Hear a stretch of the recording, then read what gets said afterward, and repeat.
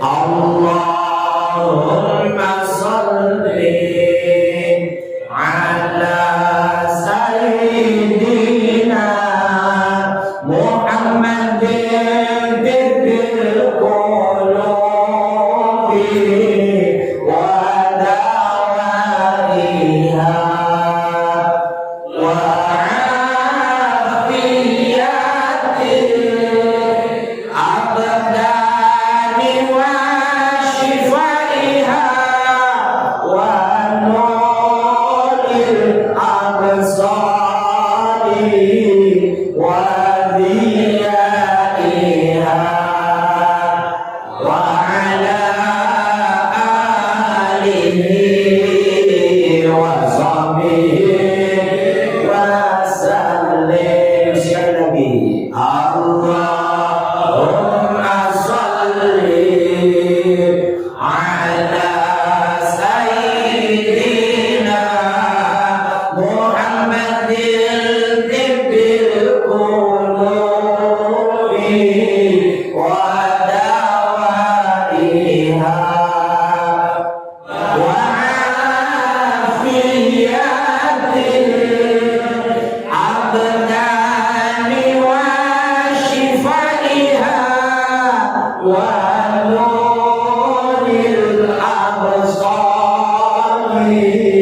wa diyaiha wa ala alihi wa sahbihi wa sallim. Allahumma salli wa sallim wa barik alaihi wa ala alihi. Shadaqallahul azim. Jamaah yang berbahagia, alhamdulillah, disyukur kehadirat Allah Subhanahu wa taala. Iringan salawat salam Allah teruntuk junjungan kita Nabiullah Muhammad sallallahu alaihi wa alihi wasallam. DKM Masjid Jami' Al-Falah Haji Muhammad Ihsan beserta staf dan jajarannya, wakil ketua, sekretaris, bendahara, para humas, kesepuhan kita Bapak Haji Kidi. Alhamdulillah, beliau bisa hadir dalam keadaan sehat walafiat.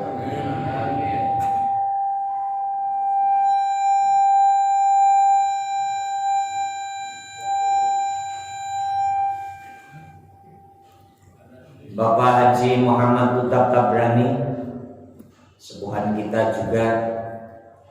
Bapak Haji Musa, tokoh kita di Masjid Al-Jahiliyah, Fatma, semua yang hadir malam ini sudah ramai setelah liburan Idul Adha, liburan Agustus, menyongsong tahun baru Islam, sehingga sudah hijrah lagi ke Jakarta. Alhamdulillah. Sama-sama kita maklumi, Islam itu perlu bangga karena punya tahun baru, namanya tahun baru Islam. Kalau agama yang lain itu nggak ada. Tahun baru Kristen itu nggak ada. Tahun baru Buddha, Katolik itu nggak ada.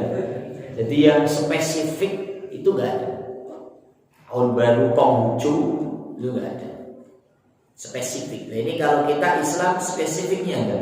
Tahun baru Islam itu satu kebanggaan karena Islam itu disampaikan. Karena malam ini saya mau bahas Islam.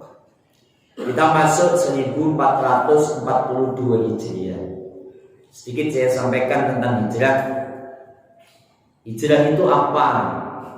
Secara etimologi, secara bahasa, gampangnya ngomong, hijrah itu ya pindah.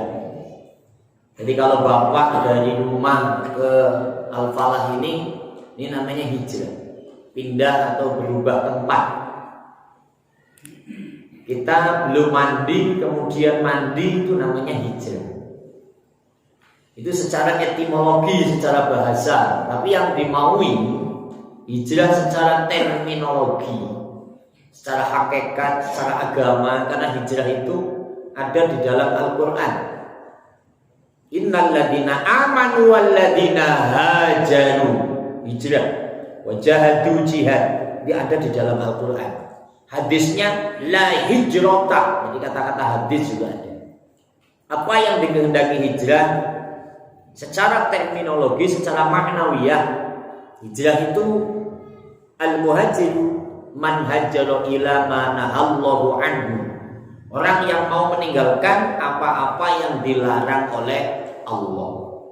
Orang itu biasa judi, kemudian enggak judi. Itu namanya hijrah. Orang biasanya konsumsi narkoba atau pengedar narkoba. Masuk tahun baru Islam, semangat hijrah ini berhenti. Itu namanya hijrah yang sesungguhnya. Orang yang enggak sholat, kemudian sholat, berarti hijrah tahun ini, tahun baru ini betul-betul ada esensinya, betul-betul ada reaksinya. Kemudian orangnya mau sholat, mau ngaji. Orang yang tadinya dengan tetangga itu marah dulu atau selalu menghujat, mencaci maki. Nah sekarang jadinya sumeh, manyun terus lah ya, sumeh, terus mau bertanya. Itu hakikat yang sebenarnya hijrah. Maka mudah-mudahan tahun baru ini merubah pola pikir dan pola hidup kita sehingga lebih baik untuk kehidupan ke depan, baik diri kita, keluarga kita, agama, nusa dan bangsa, insya Allah. Jadi hijrah itu nggak asal tahun baru, Pak. Sedikit mengutip Nabi, syiar Islam 13 tahun di Makkah sebelum hijrah. Ini perkembangannya kurang. Kanjeng Nabi syiar Islam diintimidasi, sahabat diculik, disiksa, dibunuh 13 tahun. Hijrah pertama ke negeri Habasyah, balik lagi. Habis itu disuruh hijrah oleh Allah karena memang diusir oleh penduduknya ke Madinah. Jadi ke Madinah itu dalam rangka mempertahankan tauhid, mempertahankan la ilaha illallah Muhammadur Rasulullah. Sehingga sampai ke Indonesia, maka di Indonesia kita yang sudah la ilaha illallah Muhammadur Rasulullah harus tahu sejarah, nyawa taruhannya membela itu. Maka kalau sudah masuk dalam dada, jangan disia-siakan. Allahumma sholli ala Muhammad. Maka malam ini kita akan melanjutkan kajian kita, kitab Qami'ut Tughyan. Qami'ut Tughyan ini menyampaikan tentang 77 cabang kategori iman. Jadi iman dalam dada ada 77 cabang. Kita malam ini bahas ke-16. Jadi masih jauh. Kita langsung wa syu'batus sadisata ngasyarota. Terkategorikan orang itu iman. Cabangan yang ke-11 adalah 16 al-bukhlu, pedit, pelit, bakhil, buntut kasiran, korek. Orang pelit itu iman. Ini pelit yang kayak apa ini? Jadi orang yang pelit itu termasuk orang iman. Tapi pelit dalam urusan bidinil Islam. Dalam dada saya yang ada hanya Islam. Saya tidak membuka ruang untuk ideologi yang lain. Saya tidak akan membuka ruang dalam hati saya, dalam pikiran saya untuk memeluk agama selain Islam. Pokoknya pelit dalam akidah. Sekali satu Islam, tetap Islam. Karena apa? Inna dina indallahil. Jadi pelit dalam akidah. Jangan pelit urusan duit. Kira-kira ada yang pelit urusan duit kan? Ngaku lagi. Ini soalnya nanti ujungnya saya mau minta duit. Ujungnya itu siap-siap aja. Wah ini yang ngaji malam ini ngeselin. Kalau gitu ini Ustaz mau minta duit.